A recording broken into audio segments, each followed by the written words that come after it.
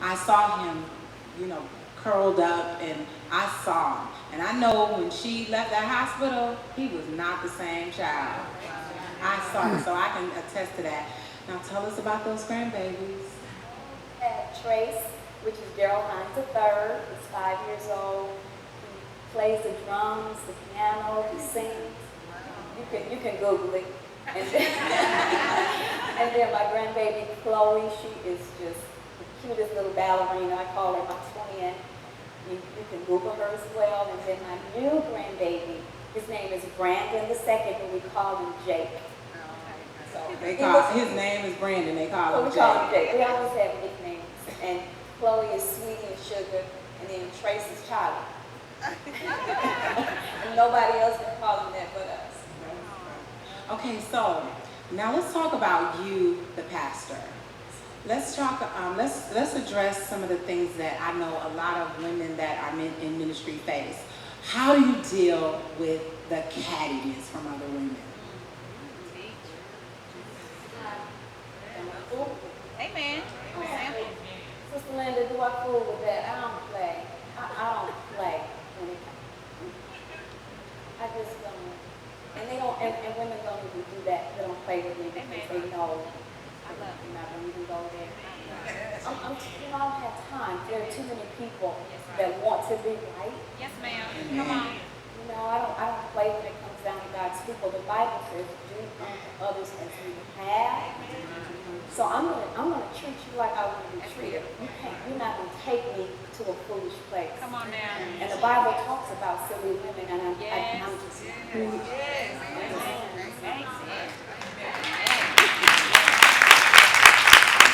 That was powerful. So I have another question for you, and that would speak to, because you pastor over 7,000 members. I see a lot in a lot of ministries. I see where there are people that says, "Pastor, I'm pastor's favorite, and I'm pastor's favorite." And I mean, to the point where people will fight to be your favorite. How do you make them all feel equal? The capacity of a mother.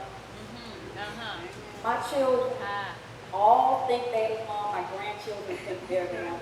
It's the love of a mother's heart. When one person is talking to you or you're in their presence, you give them that time. That's their time. And so you build people's love that way. You don't act distracted. When my children walk in the room, it's like everything shuts down. I get off the phone, "How you doing?" You mean something to me. So that's why all of the people that help me at the church, they feel like they're the one, and they are. I feel like I'm the one. And you are. Amen. Okay, so my next question is, Pastor Pamela Hines has an amazing bestseller book, and it's called A Wife's Prayer. She brought some books for you all today, which will be outside of the Brief Sessions Live afterwards. Tell us a little bit about that book. I believe it was around 2005. We were doing a lot of counseling at the church, and my mother-in-law said, "What you need to do is you need to pull all these married people together and pray for them." So we had a 5 a.m. prayer. Of course, so many wives came, and the CD evolved into a book. It was a 45-minute prayer, and it was incredible. So many marriages have been blessed. That's right. I see a lot of amazing people being blessed from her ministry, from the book. So do you think that it is imperative that a wife has a prayer life? Because a lot of women don't have a prayer life. And if they don't have a prayer life, how do we, because people tell us, y'all know this is the truth. Back in the day when I went to church at Greater West Side Church of God in Christ, you was there. They laid us at the altar, and I think they had their knee in our back. We had purity class. We all walked around with chains. And you wasn't going to do nothing if it wasn't holy. And so it's changed. And it's hard when you're a working mother and you're a mom. It's hard to find the time to pray. Now, I know when we talk, even with you talk about exercise, and you're like, girl, I'm exercising. When I'm just sitting around the house, I just do this and that's exercise. So how do I exercise my prayer life? The thing about exercising your prayer life is you don't allow the enemy to make you think there's a certain posture. That's good. You don't have to be on your knees. Come on now. You can be combing your baby's hair, driving Yes, making breakfast. ma'am. You have to pray anywhere, and if you don't know a whole lot of words to say, you can help me, Jesus. Thank you, God. Help me, Jesus. Just keep saying, help me, Jesus. He will help you. He will help you.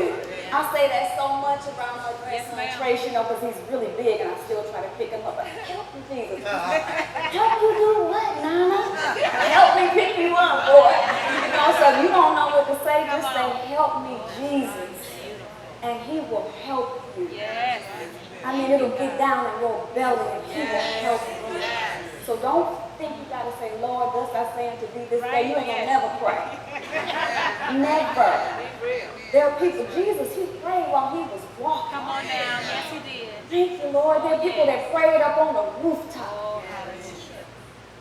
Just don't, somebody prayed, and I can't remember who it was. They prayed in the sanctuary, bowed in half. And he was really praying. So don't allow the posture. Just pray. Sometimes I'm going into the conference room, and I know I have to make an important decision. I don't have time to get on my knees and say, God, give me wisdom in the name of Jesus. Go on in the room and let him orchestrate. So that's one of the things you need to do as a wife. You need a prayer life, for sure. Pray whenever you can. Yes. Now you got pretty lucky, Mama. Now let's just be real. You got pretty lucky when it came to Bishop. His mama just came and got you.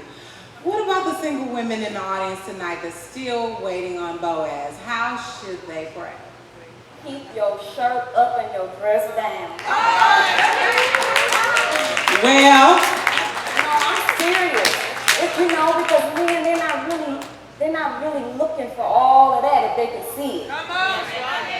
Really, they want something that's not on Facebook. Really. That's going to be in style sooner or later. When my grandkids get big, she ain't on Facebook. I'm marrying her. Because everything is so exposed. You just be a lady. And when you get your husband, he'll tell you how to dress. Amen. He'll tell you what color you like and how you want you to wear your hair. Just keep yourself. He'll find you. He'll be like Mother Hines, picking all over the ones that's trying to show everything. That's not where it is.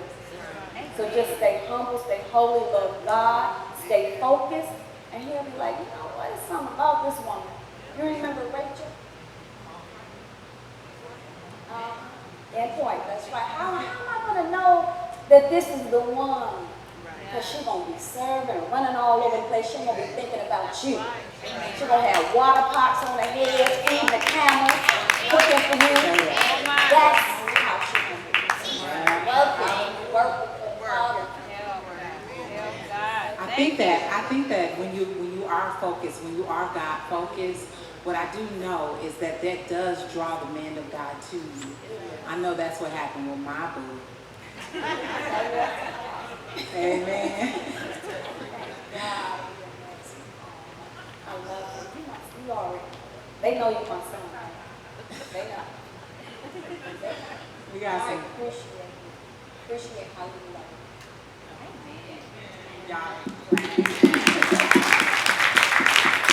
Amen.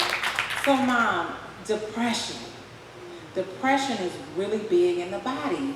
We're starting to see a lot of ministers, pastors, everybody committing suicide.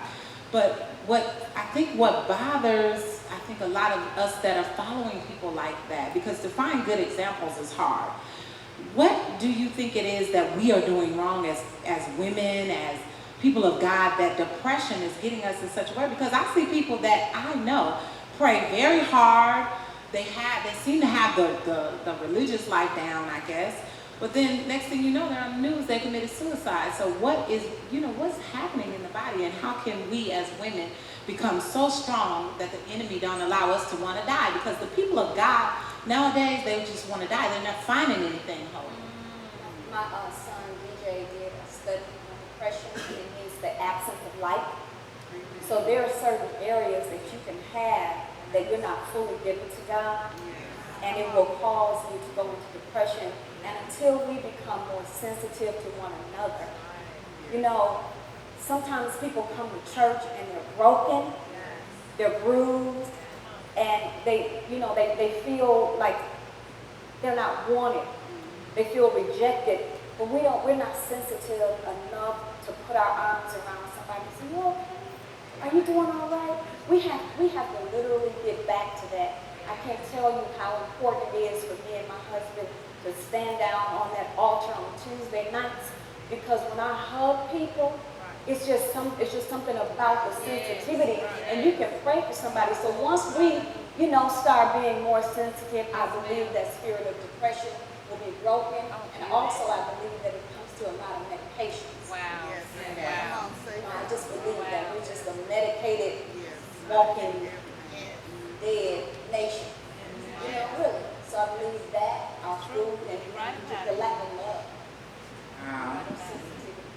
Wow. Are you guys enjoying this? Amen. So I want to ask you last, this is going to be my last question, and then I'm going to open the floor up for you all to ask her some questions, because I know you have a lot of questions you want to ask her. How do we make love last?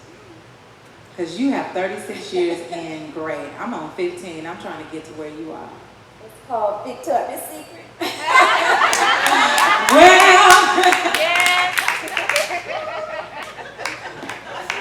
Well, they don't teach, y'all ladies, they try to tell us we need to, you was pretty when you got them. Why you wearing them rollers now? Why? When you get married, that's the time to reveal. Come on Because that's how you keep your husband focused and you keep him happy. Beautiful. He don't want to see you in a boo-boo dress and fluffy house shoes and your hair tied up. So once we tie that big old bow to go to bed, he knows it's over. Sometimes you gotta leave the guy. Y'all better hear this. This is the word of the Lord for the women. For real. Like for real. Don't away them who move. The Bible tells you to defraud not one another. You can break away for a time of fasting, but you have to come back together again, because the enemy will try to slip that third. No, because you gonna have the fire and the flame, and the sheep smelling good and all that good stuff. That's how you keep love. It's not made in heaven. You make that here. Because you get good to make marriage. It ain't made in heaven. That's a problem. Marriage is a very natural thing. Oh my God. Say it. It's a very natural thing that mimics the Spirit of God. Jesus is the groom and we are the bride.